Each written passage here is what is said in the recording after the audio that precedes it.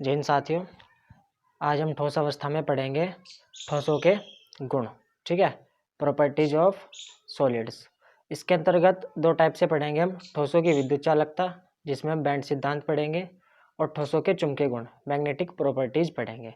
तो सबसे पहले शुरू करते हैं हम ठोसों के विद्युत चालकता, यानी कि ठोसों की विद्युत चालकता क्या होती है। देखो, ठोस द्वारा विद्युत आवेश को, विद्युत चालकता मतलब विद्युत आवेश को प्रवाहित करने का जो गुण होता है, उसकी प्रॉपर्टी होती है, वो क्या कहलाती है, विद्युत चालकता।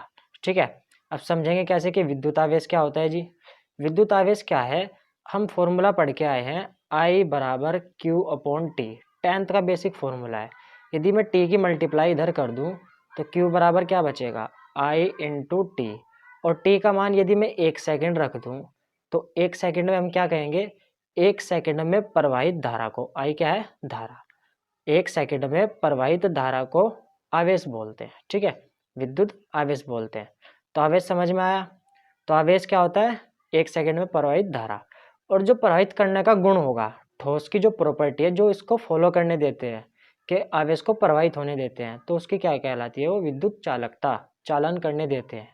इसके आधार पर ही हम बेसिक पढ़ के आ चुके हैं कि चालकता के आधार पर ठोस को 3 भागों में रखा गया है, कुचालक, अर्धचालक, चालक। देखो, कुचालक का मतलब जो कुचला हुआ हो, जिसमें आवेश प्रवाहित ना हो सके, जैसे कि आप प्लास्टिक, पॉलीथीन वगैरह, सूखी लकड़ी, कांच वगैरह पढ़ चुके हैं। उदाहरण में अर्धचालक हमारे दो थे इंपॉर्टेंट, जर्मेनियम और सिलिकॉन। ठीक है, इनमें थोड़ा थोड़ा करंट फ्लो होता है, और चालक जिनमें पूर्ण रूप से हो जाए। इसके अंतर्गत सभी क्या आती है, हमारी मेटल्स आती हैं, यानी कि धातु आती हैं, जितनी भी धातु हैं। ठीक है, ये क्लियर है। अब बैंड सिद्धांत के आधार पर समझते हैं। देखो, बैंड सिद्धांत के आधार पर कुचालक समझते हैं पहले। अब बैंड सिद्धांत होता क्या है, यानी कि बैंड कहाँ से आया है। देखो, बेसिकली क्या है कि चालकता जो है वो किसके कारण हो रही है, जो चालकता हो रही है, इसमें चालन कर रहे हैं, ये बेसिकली इलेक्ट्रॉनों के कारण हो रही है। इलेक्ट्रॉन दो टाइप से होते हैं। देखो, इलेक्ट्रॉन कितने टाइप के होते हैं, दो। इसको समझना पहले इलेक्ट्रॉन को। एक तो वो इलेक्ट्रॉन जो संयोजी इलेक्ट्रॉन होते हैं, कौन से, संयोजी इलेक्ट्रॉन। ठीक है, दूसरे इलेक्ट्रॉन को बोलेंगे, दूसरे को हम मुक्त इलेक्ट्रॉन, फ्री इलेक्ट्रॉन। कौन से, फ्री इलेक्ट्रॉन, जिसके कारण विद्युत धारा प्रवाहित होती है। ठीक है ना, विद्युत धारा किसके कारण प्रवाहित होती है, जो फ्री इलेक्ट्रॉन होते हैं। तो दो टाइप्स हो गए इलेक्ट्रॉन्स के। अब बात करते हैं, देखो इलेक्ट्रॉन्स, संयोजी इलेक्ट्रॉन कौन से हैं। देखो, हमने पढ़ा है प्रत्येक कण सिंपल जो मुक्त अवस्था में है वो एटम है। एटम का मतलब परमाणु है। ठीक है, और परमाणु से मिलकर अणु बने हैं। ठीक है, और परमाणु का एक नाभिक होता है, क्या होता है, नाभिक। ठीक है, एक नाभिक होता है, और उस नाभिक के चारों ओर इलेक्ट्रॉन गति करते रहते हैं। इन इलेक्ट्रॉनों को क्या बोला जाता है, संयोजी इलेक्ट्रॉन। जैसे कि सोडियम परमाणु लूँ मैं, एक सोडियम, इसमें कितना होता है, 11। ठीक है, जो सबसे बाहर का इलेक्ट्रॉन होगा वो क्या होगा, संयोजी इलेक्ट्रॉन। संयोजी इलेक्ट्रॉन क्यों बोल रहे हैं, क्योंकि ये दूसरे एटम के साथ संयोग करता है, जुड़ता है, इसलिए इसको क्या बोलते हैं, संयोजी इलेक्ट्रॉन। जबकि फ्री इलेक्ट्रॉन क्या होते हैं, जिनके पास खुद की ऊर्जा होती है। ठीक है ना, जो फ्री होते हैं, या जैसे टेम्परेचर हीट कर दिया, टेम्परेचर तापमान बढ़ा दिया तो इलेक्ट्रॉन फ्री हो गए, तो वो फ्री इलेक्ट्रॉन क्या करते हैं, विद्युत का चालन करते हैं। तो दोनों में डिफरेंस क्लियर है। अब हम देखो, एक क्या लेके चलते हैं, क्रिस्टल लेके चलते हैं, क्रिस्टल पढ़ते आ रहे हैं। ठीक है ना, क्रिस्टल, अब क्रिस्टल किससे मिलकर बना हुआ है, अणुओं से, परमाणु से मिलकर बना हुआ है। तो जो एक परमाणु का नाभिक होगा, दूसरे परमाणु का नाभिक होगा, यानी कि वे आपस में ओवरलैपिंग करते हैं, नाभिक नाभिक से जुड़ता है और बाहरी इलेक्ट्रॉन बाहरी इलेक्ट्रॉनों से संयोग करते हैं। तो उसके द्वारा क्या बन जाता है, एक संयोजी बैंड क्रिएट हो जाता है। ठीक है, ये संयोजी बैंड दरअसल क्या है कि इस संयोजी बैंड में जो इलेक्ट्रॉन होते हैं वो फ्रीली रहते हैं। फ्रीली का मतलब मुक्त नहीं रहते, मुक्त नहीं रहते, वो केवल और केवल संयोग करने के लिए होते हैं। जब तक उन्हें दूसरी कंडीशन नहीं मिलेगी उनके अनुकूल, तब तक वे कहीं पर मूव नहीं करते, जाते नहीं हैं। तो जैसे संयोजी बैंड में इलेक्ट्रॉन पड़े हुए हैं, और एक हमारा चालन बैंड है जिसमें इलेक्ट्रॉन चलते रहते हैं, जिसके कारण जो है विद्युत प्रवाहित होती है। यदि संयोजी बैंड और चालन बैंड के मध्य अधिक ऊर्जा अंतराल हो, यानी कि एनर्जी गैप ज़्यादा हो, तो हम क्या कहेंगे कि ये कुचालक की भांति व्यवहार करेगा, क्योंकि संयोजी इलेक्ट्रॉन, जो संयोग करने वाले इलेक्ट्रॉन है, वो चालक बैंड में नहीं जा पा रहे हैं। जब वहां तक नहीं पहुंच पा रहे हैं तो वो इलेक्ट्रॉन विद्युत धारा प्रवाहित नहीं करेंगे, तो इसलिए उसको क्या बोल देते हैं हम, कुचालक, बैंड सिद्धांत के आधार पर। ठीक है, नॉर्मल डेफिनेशन क्या लिखेंगे, कुचालक बैंड सिद्धांत के आधार पर कुचालक वे पदार्थ होते हैं जिनके संयोजी बैंड और चालन बैंड के मध्य अधिक ऊर्जा अंतराल होता है। ठीक है, उदाहरण में प्लास्टिक, लकड़ी, कांच वगैरह हम ये लिख सकते हैं। ठीक है, नेक्स्ट यदि बात करें हम बैंड सिद्धांत के आधार पर ही चालक की, चालक क्या होते हैं, देखो चालक तो सीधी सिंपल सी बात है, चालक का मतलब जो चलित इलेक्ट्रॉन होंगे, यानी कि फ्रीली इलेक्ट्रॉन होंगे। देखो मोस्टली जो धातुएं होती हैं उनमें फ्री इलेक्ट्रॉन होते हैं, यानी कि वे रूम टेम्परेचर भी इलेक्ट्रॉन को इतना टेम्परेचर दे पाते हैं कि वे इलेक्ट्रॉन संयोजी बैंड से संयोग करने से उठकर चालन बैंड में चले जाते हैं, यानी कि एक दूसरे में ओवरलैप कर जाते हैं, अतिव्यापन बोलते हैं जिसको। ओवरलैप का मतलब उसके आसपास बिल्कुल भिड़ जाते हैं, यानी कि जो इनका एनर्जी गैप होता है वो बहुत कम होता है, बहुत कम होता है, यानी कि ना के बराबर होता है, दिख रहा है ना, ओवरलैपिंग, एक दूसरे के ऊपर चढ़ जाना, यानी कि संयोजी बैंड बिल्कुल सटे हुए होते हैं कि जो इनके इलेक्ट्रॉन होंगे वो डायरेक्ट चालन इलेक्ट्रॉन का ही काम करेंगे। जब बिल्कुल चालन बैंड में इलेक्ट्रॉन चले गए तो क्या होता है कि वो विद्युत का चालन करने लगता है। अब इसकी डेफिनेशन कैसे लिखी जाएगी कि चालक क्या होते हैं बैंड सिद्धांत के आधार पर, वे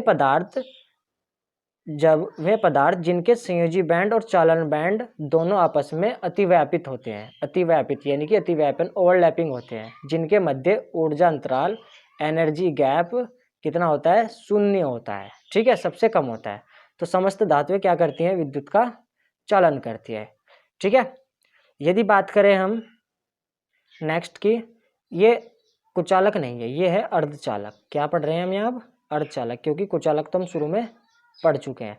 देखो अर्धचालक में क्या होता है, आधा काम होता है। आधा काम क्या होता है कि यदि इलेक्ट्रॉन संयोजी बॉन्ड में है, संयोजी बॉन्ड में इलेक्ट्रॉन संयोजी हैं, संयोजी इलेक्ट्रॉन है जो बाहरी कक्षा में होंगे, वो क्या होता है कि रूम टेम्परेचर पर तो बिल्कुल सिंपल रहते हैं, लेकिन यदि थोड़ा सा भी उनको हीट करा जाए तो कुछ इलेक्ट्रॉन पार्शियली थोड़े थोड़े चालन बैंड में जाने लगते हैं। यदि वे हल्का हल्का जा रहे हैं, यानी कि अर्ध काम कर रहे हैं, आधा काम कर रहे हैं, यानी कि विद्युत भी थोड़ी थोड़ी प्रवाहित होने देंगे। ठीक है, जब थोड़ी थोड़ी विद्युत प्रवाहित हो रही है तो हम उसको क्या कहेंगे कि अर्धचालक है, आधा चालन कर रहे हैं। ठीक है, अब मोस्टली ऊर्जा अंतराल क्या होता है, कम ही होता है। कम ही का मतलब देखो डेफिनेशन कैसे लिखेंगे, बैंड सिद्धांत के आधार पर अर्धचालक क्या होते हैं, अर्धचालक वे पदार्थ होते हैं जिनके संयोजी बैंड और चालन बैंड के मध्य ऊर्जा अंतराल कम ही होता है। कम ही का मतलब यहाँ से कि जो है ज़्यादा नहीं होता, हाफली होता है। ठीक है, यानी कि कुचालक और चालक के मध्य होता है। ठीक है, उदाहरण जर्मेनियम, सिलिकॉन। अब कुचालक में हम दो टाइप नहीं पढ़ रहे हैं इनके, एक तो एन टाइप के अर्धचालक और एक पी टाइप के अर्धचालक। ठीक है, ये हम फिजिक्स में पढ़ेंगे थोड़ा ध्यान से, क्योंकि इससे चैप्टर से बस यही इंपॉर्टेंट है, इसको ध्यान रखें।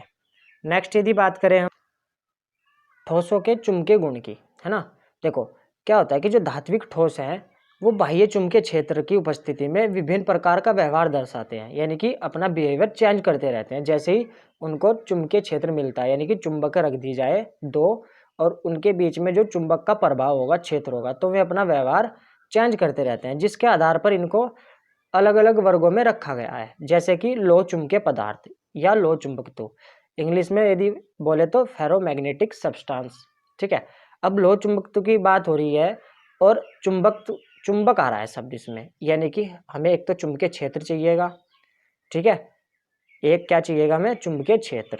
ठीक है, यदि चुंबकीय क्षेत्र में कोई भी पदार्थ सब्सटेंस, कोई भी पदार्थ रखने पर वो प्रबल रूप से चुंबकों की ओर आकर्षित हो रहा है, चुंबकों की ओर आकर्षित हो रहा है, तो इसका मतलब वो लोह चुंबकीय पदार्थ है। इसका गुण क्या कहलाएगा, यानी कि उसके आकर्षित होने के गुण को हम क्या बोलेंगे, लोह चुंबकत्व। ठीक है, क्या बोलेंगे, लोह चुंबकत्व। एक बार फिर सुनिए ध्यान से, देखो दो चुंबक हो हमारे पास, ठीक है, और ये इनके बीच का चुंबकीय क्षेत्र है। यदि इसमें कोई पदार्थ रखे और वो प्रबल रूप से आकर्षित हो जाए चुंबकों की ओर, तो उसको क्या बोलेंगे? लोह चुंबकीय पदार्थ, यानी कि पदार्थ आकर्षित हो रहा है।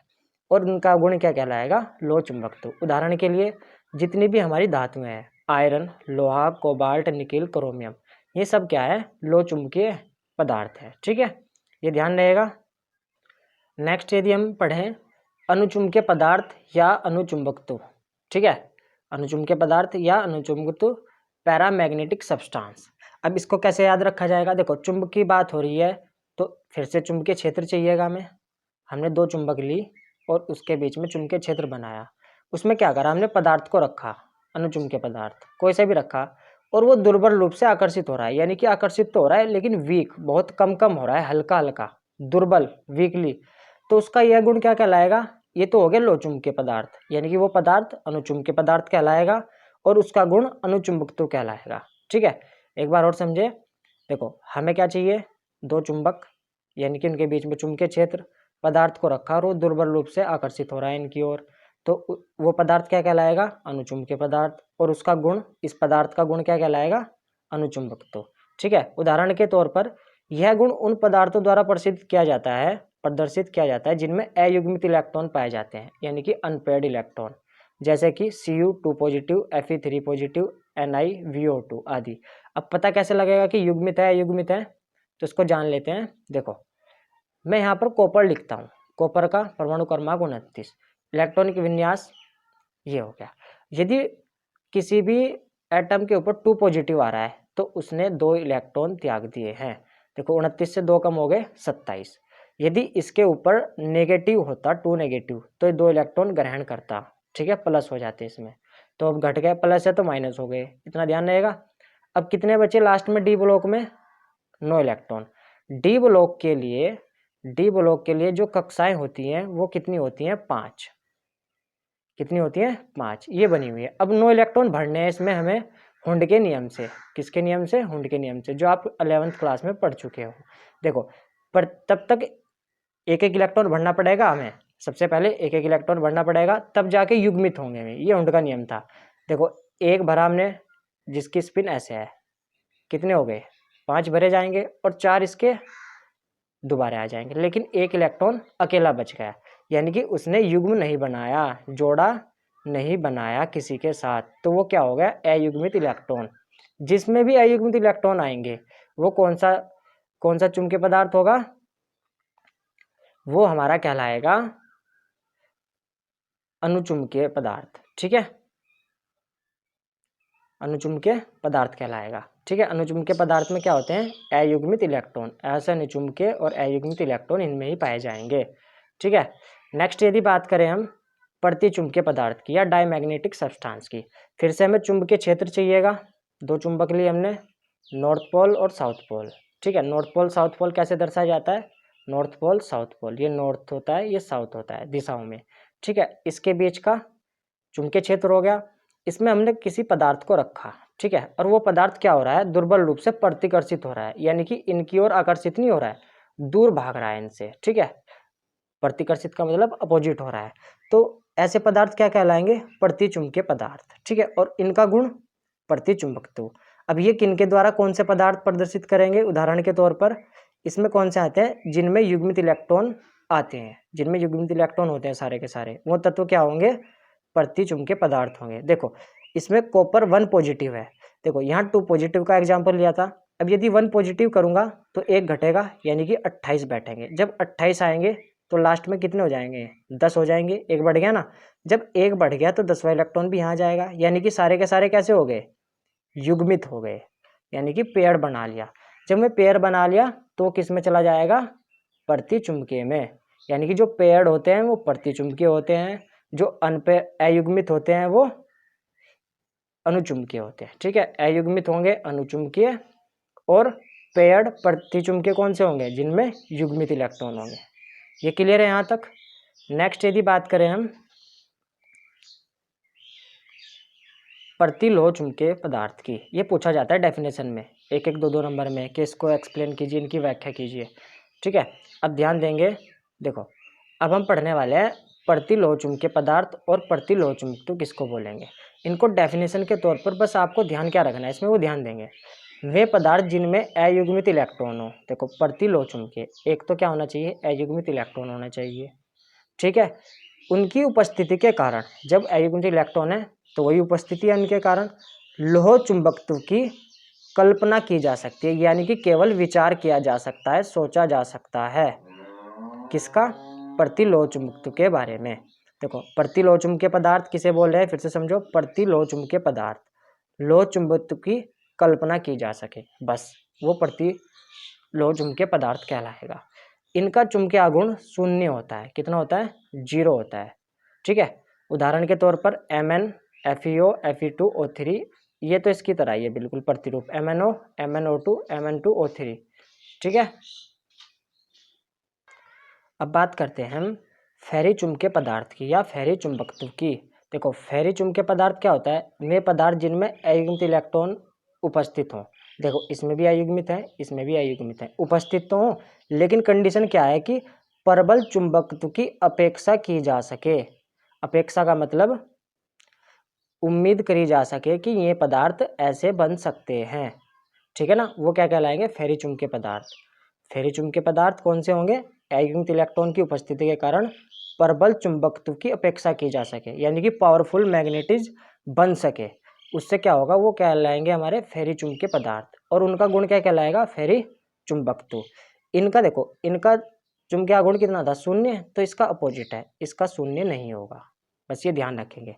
ये डेफिनेशन ध्यान कर लेंगे, एक एक 2 नंबर में पूछी जाती है, ठीक है। अब थोड़ा सा मिलान करते हैं जितना हमने इस चैप्टर में अब तक पढ़ा है। देखो पहला क्वेश्चन है, क्रिस्टल का घनत्व घटता है, हमें मिलान करना है इधर से सबसे। देखो क्रिस्टल का घनत्व किस में घटता है, शॉर्ट की दोष में, सबसे शुरू में पढ़ा था हमने शॉर्ट की दोष। शॉर्ट की दोष में क्या होता है, शॉर्ट मारते हैं तो बॉल बाउंड्री से बाहर चली जाती है, तो घनत्व कम हो जाता है, शॉर्ट की दोष। नेक्स्ट क्या मिलाना है हमें, रॉक साल्ट संरचना किसकी होती है। रॉक साल्ट संरचना किसकी है, NaCl की। देखो साल्ट से समझ में आ रहा है ना, लवण, लवण क्या है, नमक, और नमक का सूत्र NaCl, तो इससे मिलान करेगा ये। अभी हम पढ़ के आए प्रतिलोह चुंबकीय पदार्थ के उदाहरण। अब प्रतिलोह चुंबकीय पदार्थ कौन से हैं, MnO2, Mn2O3, यानी कि MnO की सीरीज वाले, ठीक है। नेक्स्ट है प्रतिचुंबकीय पदार्थों के उदाहरण। प्रतिचुंबकीय कौन से हैं, प्रतिचुंबकीय पदार्थ कौन से हैं हमारे, ZnTiO2, ये कौन से किस में आता है, हमारा प्रतिचुंबकीय पदार्थ में आता है। जिंक ब्लैड के प्रकार की संरचना, जिंक ब्लैड के प्रकार की संरचना कौन सी है, ये हमारी CuClAgCl, ये जिंक प्रकार के संरचना है जिंक ब्लैड के। अब क्रिस्टल का घनत्व अपरिवर्तित किस में रहता है, अपरिवर्तित किस में रहता है, फ्रैंकल दोष में, क्योंकि इसमें जो हमारे पार्टिकल होते हैं वो एक एक कोष्ठिका से, क्रिस्टल जालक से बाहर नहीं जाते, ठीक है। ये हो गया। अब समझते हैं, एक और पॉइंट समझ लेते हैं। गैस लाइटर दबाने पर ज्वाला उत्पन्न करते हैं। ताऊ के पास होता है ना जो हमारे गैस लाइटर, जो बीड़ी वगैरह पीते हैं, सिगरेट पीते हैं, उनको दबाने से क्या होता है, देखो उनमें क्या होता है, पीजो विद्युत क्रिस्टल होते हैं उसके अंदर। जब उन पर दाब यानी कि प्रेशर लगाया जाता है तो उनसे क्या होता है कि स्पार्किंग उत्पन्न होती है, इलेक्ट्रिक स्पार्किंग, विद्युत चिंगारी उत्पन्न होती है। और उससे क्या होता है, उस चिंगारी से जो ईंधन डला हुआ है उसमें, वो गैस उस ईंधन गैस के कारण जल उठती है और ज्वाला उत्पन्न करती है, ठीक है। गर्म करने पर विद्युत की उत्पत्ति की घटना क्या कहलाती है, देखो पीजो विद्युत क्या है, दाब, और गर्म करने पर पायरो विद्युत, ठीक है। ये ध्यान रहेगा दोनों में डिफरेंस। आज के लिए इतना ही, ये चैप्टर खत्म। आई होप आपको पूरा चैप्टर समझ में आया होगा। तो प्लीज़ यार लाइक, सब्सक्राइब और शेयर कर दिया करें सभी दोस्तों के साथ। जय हिंद, जय भारत।